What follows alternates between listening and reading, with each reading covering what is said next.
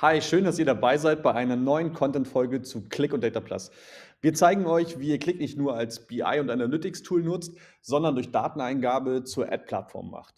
Die AI Reality Tourstops in Frankfurt, Berlin, Zürich und Wien, die liegen jetzt hinter uns und wir möchten nochmal Danke sagen bei allen Besuchern und Click-Partnern für euer großes Interesse an unserer Data Plus Suite und an unseren Apps. Umso mehr freue ich mich jetzt aber auch langsam wieder mehr Zeit dafür zu haben, echte Praxisprojekte teilen zu können. Und die heutige App, die haben wir gerade zum allerersten Mal in Wien gezeigt und die hat einen ganz spannenden Hintergrund, nämlich hat sich in unseren Kundenprojekten neben der Finanzplanung in den letzten Monaten ein zweiter Schwerpunkt rausgebildet. Und dieser Schwerpunkt ist das Thema Kapazitätsplanung, und zwar über verteilte Systeme hinweg. Und wir springen auch gleich direkt in die App rein und ich erkläre euch, was damit gemeint ist. Dann lasst uns direkt in die Kapazitätsplanung springen. Wir öffnen die App und wir werden gleich sehen, wie sich die Kapazitätsmatrix dann auch direkt aufbaut. Wir haben jetzt hier eine Demo-App. Das bedeutet, wir haben auch nur Testdaten in dieser Demo-App vorliegen, weswegen ich uns jetzt mal 2, 3 Projekte herausfiltere und dann erkläre ich euch, wie die Kapazitätsmatrix funktioniert. Und dann starten wir hier oben in dem linken Bereich mit unserem Kalenderwochenumschalter. Der ist verlinkt mit der Matrix und definiert sozusagen den Startpunkt der Matrixansicht. Das heißt, wenn ich hier umschalte, dann sehen wir auch, dass hier die Kalenderwoche jeweils vor und zurückschaltet. Weiterhin sehen wir, dass wir 2 Spalten pro Kalenderwoche anzeigen. Warum 2 Spalten? Hier kommt schon das Thema verteilte Systeme ins Spiel. Wir haben einmal die Bedarfsspalte. Die Bedarfsspalte ist mit dem ERP-System verknüpft. Das bedeutet, vom ERP-System kriegen wir über die Auflösung von Arbeitsplänen pro Projekt, pro Skill bzw. Abteilung die jeweiligen Kapazitätsbedarfe pro Kalenderwoche zugeliefert. Ja, die zeigen wir hier an, also 40 Stunden beispielsweise für Elektrik auf dem Projekt Sigma 2 in der KW 42. In der zweiten Spalte, da haben wir das Personalsystem verlinkt, weil die Aufgabe besteht ja nun darin, diese, sagen wir mal, anonymen Bedarfe, weil wir wissen ja noch nicht über konkrete Mitarbeiter, die eingeplant sind, Bescheid. Die Aufgabe soll jetzt die zweite Spalte nämlich übernehmen. Hier brauchen wir detaillierte Mitarbeiterinformationen, weswegen wir das Personalsystem gekoppelt haben.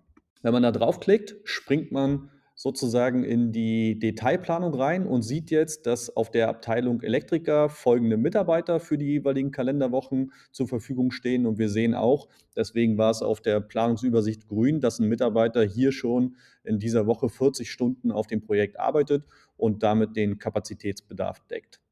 Wie sieht das Ganze jetzt in Aktion aus, wenn wir mal live eine Einplanung machen wollen? Ja, dann suchen wir uns eine Zelle, wo noch etwas zu tun ist, beziehungsweise ein Zellpärchen. Wir sehen hier auf der Abteilung Montage werden 60 Stunden angefordert und 50 Stunden sind aber aktuell nur eingeplant. Jetzt das Spannende, wo ich eben ein bisschen schnell drüber weggegangen bin. Ihr seht, diese Hover-Funktion, die ist insoweit sehr mächtig in unserer Data Plus Pivot-Ansicht. Die ist nämlich in der Lage, anders als die Click-Pivot-Tabelle, euch eine Filtersetzung zu ermöglichen. Das heißt, wenn ich da draufklicke, ja, dann selektieren wir alle Dimensionswerte des Schnittpunkts. Das heißt, Kalenderwoche 43, dann die Abteilung Montage plus das Projekt Sigma 2. Und dieser Filter wird jetzt übergeben hier an unsere Detailplanung. Ja, ihr seht das, Projekt Sigma 2 ist gefiltert, die Abteilung Montage ist gefiltert und wir starten mit der Kalenderwoche 43. So, ein paar Details zur Planungsansicht an der Stelle. Die ist jetzt gespeist mit Informationen aus dem Personalsystem. Ja, und da zum Beispiel ganz interessant, das Arbeitszeitmodell ist das erste, was relevant ist. Gleichzeitig natürlich neben dem Arbeitszeitmodell ist auch die Einplanung von Mitarbeitern auf anderen Projekten zum Beispiel etwas, was das Kapazitätsangebot des Mitarbeiters natürlich reduzieren kann. Wir sehen jetzt hier, der Mitarbeiter ist zum Beispiel 2 Stunden nur noch verfügbar, weil er eben hier schon 6 Stunden eingeplant ist. Wenn er jetzt in mehr Projekten eingeplant wäre, würden wir hier auch diese Projekte aufgelistet sehen. So, wir haben gesehen, 60 Stunden war der Bedarf, 50 Stunden sind eingeplant. Wir sehen, 2 Mitarbeiter sind aktuell eingeplant. Dann können wir hier, weil der Mitarbeiter noch in der Woche frei ist, ja, am Mittwoch und am Donnerstag jeweils 5 Stunden einplanen. Wir sehen auch, da sind wir besonders stolz drauf, in diese Planungsansicht integriert, wenn Mitarbeiter gar nicht eingeplant werden können, weil sie nicht anwesend sind. Also zum Beispiel durch Urlaub, durch Krankheit, Elternzeit, sonstige Abwesenheitsgründe. Und dann sehen wir, dass die Mitarbeiter auch nicht fehlerhaft oder aus Versehen eingeplant werden können, weil wir die einfach ausgrauen und gar nicht befüllen können bzw. einplanen können. Okay, wir speichern.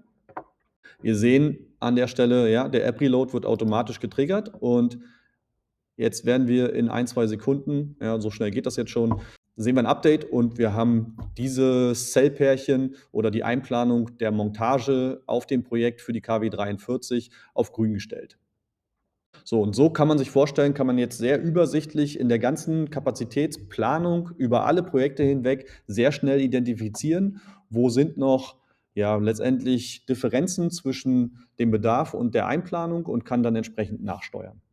Ebenfalls sehr spannend ist, dass wir hier in dieser Pivot-Sicht die Möglichkeit dem User geben, dass er verschiedene Rollen beziehungsweise Sichten einnehmen kann. Ja, wir sehen das hier in dem Custom Button, dass wir eine Option eingebaut haben, Spalten tauschen.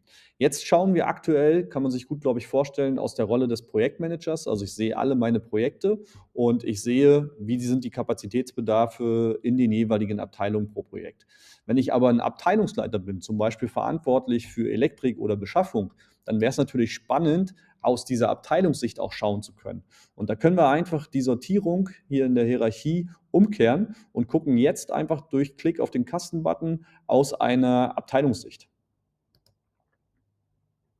Ebenfalls sehr spannend ist, dass wir in vielen Situationen erleben, dass eben nicht alle Bedarfe zu 100% aus den vorhandenen Systemen gezogen werden können.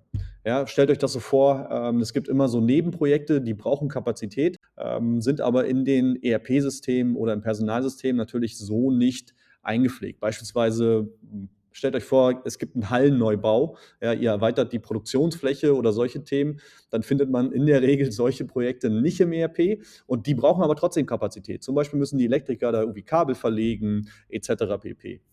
Und wir haben jetzt hier eine Funktionalität integriert, dass man on top auf die vorhandenen Systeme und Informationen aus den Systemen einfach in der gleichen Logik im Prinzip Sonderaufgaben, Sonderprojekte definieren kann, wo ich sagen kann, ja, beispielsweise Hallenneubau, ich ordne verschiedene Bereiche zu und diese werden dann hier in die ganz normale Projektsicht als externe oder Zusatzprojekte dann einfach integriert.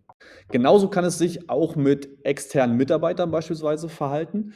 Ja, viele unserer Kunden arbeiten mit Personaldienstleistern zusammen. Dann kann ich natürlich die Mitarbeiter, die ich im Unternehmen beschäftige, aus dem Personalsystem ziehen. Die externen Mitarbeiter, die sind aber selten in die Personalsoftware integriert. Und da haben wir die Möglichkeit, dass man jetzt hier einfach zusätzlich zu den gepflegten Mitarbeitern aus dem Personalsystem einfach eigenständig noch Mitarbeiter und damit natürlich auch Kapazität anlegen kann. Und die kann ich dann ganz normal auch in meine Projekte einplanen.